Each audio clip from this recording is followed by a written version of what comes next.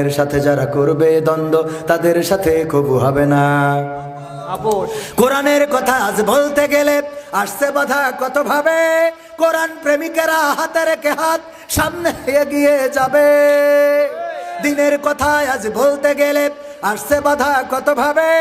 কোরআন প্রেমিকেরা হাতে রেখে হাত সামনে এগিয়ে যাবে। হক কথা বলতে করি না কো ভয়, জীবনের বিনিময়ে আনবো বিজয়। হক কথা বলতে করি না কো ভয়, জীবনের বিনিময়ে আনবো বিজয়। বুকে আছে শক্তি, অন্তরে আছে সাহস। সাহস কি আছে? আছে।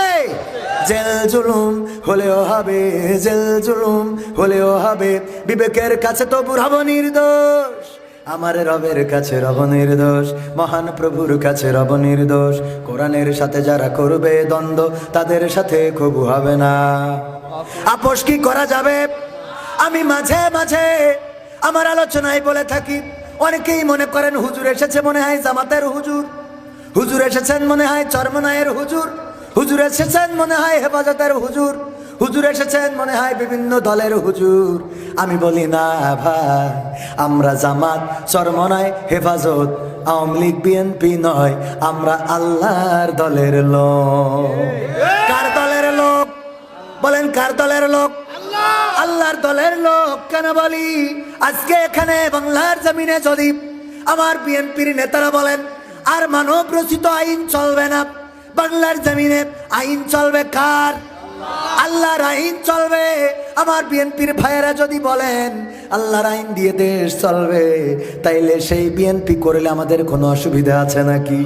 যদি আওয়ামী লীগেরা বলে আমরা আবার দেশে ফিরব, আমাদের ফিরতে দাও, আমরা দেশে ফিরে আর ডক্টর কামালের সংবিধান ৭২-এর সংবিধান নয়, আমরা আল্লাহর দেওয়ার সংবিধান তোতাল কুরআন দিয়ে রাষ্ট্র চালাবো, তাইলে আওয়ামী লীগের সাথে কি আমাদের দ্বন্দ্ব হবে? হবে। কিন্তু যদি জামাতে ইসলাম বলে যে আমরা ক্ষমতায় যেয়ে কার্ল মার্কসের নীতি এই দেশে প্রতিষ্ঠিত করব, তাইলে ওই জামাতের পিছনে কি যাওয়া যাবে? ডাক্তার শফিকুর রহমান যদি দাড়ি টুপির বিরুদ্ধে চলে যায়, তাইলে কি ডাক্তার শফিকুরের পিছনে স্লোগান দেওয়া যাবে? যদি এই সমাজে আপনার এলাকায় যারা প্রার্থী আছে ইসলামের নামে যদি ওয়ান ইসলামিক কাজ করে, তাদের পিছনে কি ইক্তেদা করা যাবে? না, যাবে না। তার মানে আমাদের কথা হলো কোরআনের পক্ষে যেই লোক সে যে হয় হোক, আমরা তার পক্ষের লোক। ঠিক না বেঠে? কোরআনের পক্ষে যারা তাদের পক্ষে আমরা, কোরআন নিয়ে চলে যারা তাদের সাথে চলি আমরা। এই জন্য সিদ্ধান্ত নিতে হবে, তোমাকে জাগতে হবে, তোমাকে থাকতে হবে, এ সমাজ ভাঙতে হবে, নতুন সমাজ আনতে হবে, তোমাকে জাগতে হবে। কত দুঃখী রাত্রি কাটায় অনাহারে পথের পরে, এখনো আসেনি সুখ বাংলার প্রতি ঘরে ঘরে। এসেছে কি? শোনাবো শোনাবো এটা শোনাবো, এটা শোনাই মোনাজাত করি। কষ্ট হবে বাবা? হ্যাঁ, প্রবাসী বিদেশি আরো তো কত এখনো আমার যুবকদের জন্য এটা রে। হ্যাঁ, তুমি যার লাগিয়া এমবি ভরো তার তো বাটন ফোন। এরম যুবক আছে না নাই? পাবনায় গেলাম, একজন যুবক প্রশ্ন দিয়েছে, হুজুর আমি একটা মেয়ের সাথে প্রেম করেছি, প্রেম করার পরে ওই মেয়েটারে আমি ইসলামী বই পড়ালাম, কোরআন পড়ালাম, হাদিস পড়ালাম, পড়ানোর পরে আমি তারে নামাজি বানালাম, রোজাদার বানালাম, পর্দানশীলা বানালাম। এখন ওই মেয়ে আমার সাথে প্রেম করতে চায় না, ও গুনাহ কি হবে ওর? মানে ও কয় নম্বর গুনাহ পাবে, অথবা কয় নম্বর জাহান্নাম, এরকম আর কি প্রশ্ন দিয়েছে যে ওর শাস্তি কি হবে? সহ্য না করে পারা যায়? আমি বললাম বাবা, খাল কেটে কুমির তো তুমিই ডেকে নিয়ে এসেছো, খাল কেটে কুমির তুমিই ডেকে নিয়ে এসেছো, কারণ তুমি যার সাথে লাইন মেরেছো তারা যখন কোরআন পড়িয়েছো, ওই কোরআনের মধ্যে পড়েছে ওয়া করনা ফি বুয়ুতিকুন্না ওয়ালা তাবাররুজনা তাবাররুজাল জাহিলিয়াতিল উলা। ওগো নারীরা পর্দার মধ্যে থাকো, জাহেলি যুগের মেয়েদের মতো সাজুগুজু করে নিজেদেরকে প্রদর্শন করে বেড়ায়ও না। এই আয়াত পড়ার পরে তোমার ওই প্রেমিকা কেমন করে তোমারে আর চেহারা দেখাবে? কথা কয় না? এরপরে তুমি ইসলামী বই পড়াইছাও, ফাতেমার জীবনী, আয়েশা রাদিয়াল্লাহু তাআলা আনহার জীবনী, খাদিজা রাদিয়াল্লাহু তাআলা আনহার জীবনী এইগুলো যখন পড়াইছাও, ফাতেমা রাদিয়াল্লাহু তাআলা আনহা এমন পর্দানশীল ছিলেন, মৃত্যুর সময় আলী রাদিয়াল্লাহু তাআলা আনহুকে ডেকে বললেন, ওগো আলী, তুমি আমার স্বামী, তোমার কাছে একটু অনুরোধ করি, শোনো, আমার এই মৃত্যুর সময় আমি তোমার কাছে ওসিয়ত করে যাচ্ছি, আমি মারা যাওয়ার পরে দিনের আলোতে আমার জানাজা দিবা না, দিনের আলোতে আমার জানাজা দিবা না, রাতের অন্ধকারে আমার জানাজাটা দিবা।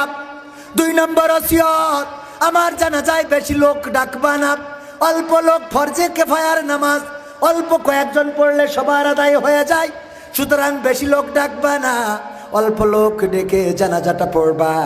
3 নম্বর অনুরোধ হলো, আমাকে কবর দেওয়ার পরে, রাতের অন্ধকারে কবর দেওয়ার পরে আমার কবরটা নিশ্চিহ্ন করে দিবা, যেন পৃথিবীর মানুষ পরের দিন সকালে আমার কবরটা দেখেও না চিনতে পারে যে এখানে একটা কবর আছে।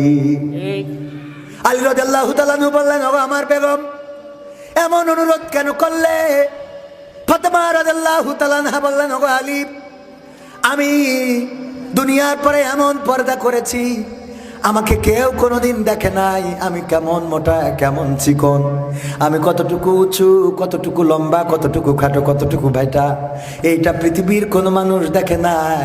দিনের বেলায় যদি আমার জানাজাটা, আমার কাফন পরায়ে যদি আমার জানাজাটা দিনের বেলায় মানুষের সামনে আমার কফিনটা রেখে জানাজাটা পড়াও, এই মদিনাবাসী অনেকেই জেনে যাবে নবীর কন্যা ফাতেমা কেমন মোটা ছিলেন, কেমন চিকন ছিলেন, কেমন উঁচা ছিলেন, কেমন খাটো ছিলেন। আমি চাই না আমি মৃত্যুর পরে আমার এই বিষয়গুলো পৃথিবীর কোনো মানুষ জেনে যায়। আল্লাহু আকবার বলবেন না? 2 নম্বর, অল্প লোক ডাকতে বললাম এই জন্যে, বেশি লোক সমাগম করলে এটা অন্য কোনো আশঙ্কার কারণ হয়ে যেতে পারে। ওগো আমার স্বামী, অল্প লোক নিয়ে জানাজাটা পড়বা, বেশি লোক হইলে কোনো লোক আমার কফিন দেখে ফেলতে পারে, আমার লাশ দেখে ফেলতে পারে, এই জন্য অল্প লোকে জানাজা সারবা। আর 3 নম্বর, কবরটা নিশ্চিহ্ন করে দিতে বললাম এই জন্যে, যেন দুনিয়ার মানুষ কবরের আকারটা দেখেও না বোঝে আল্লাহর নবীর কন্যা সম্ভবত এতটুকু উঁচা না, এতটুকু লম্বা ছিলেন। পর্দা চিন্তা করা যায়?